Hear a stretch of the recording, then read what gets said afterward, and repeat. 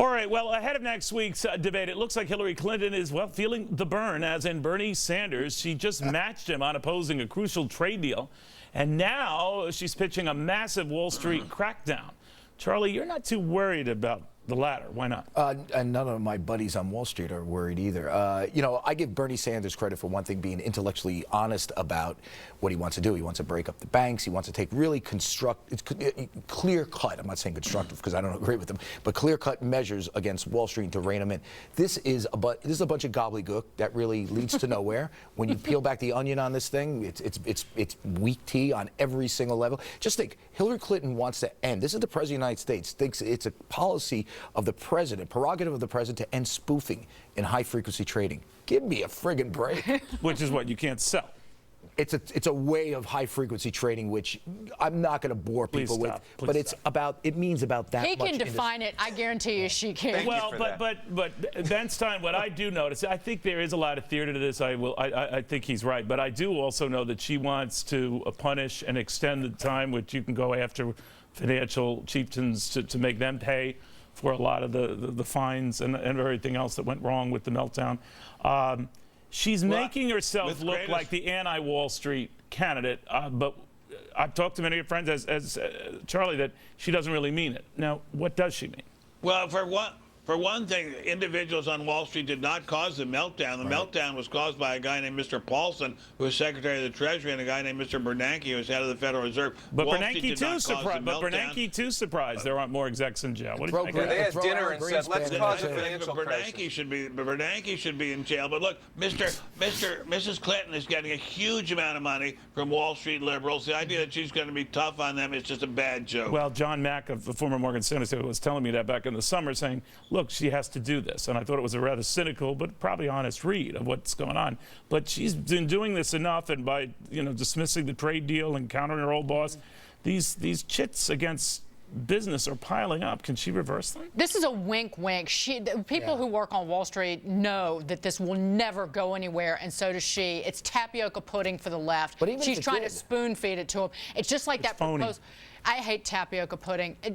No, I like tapioca pudding. I think that this is phony. Yeah, of course it is. Who's the messenger? It's her plan. I want to say, though, like her capital gains tax plan, same thing. It will never go but an but inch. even if she got, I think what we're missing here, if she got everything she wanted in this Wall Street reform, it still would be nothing.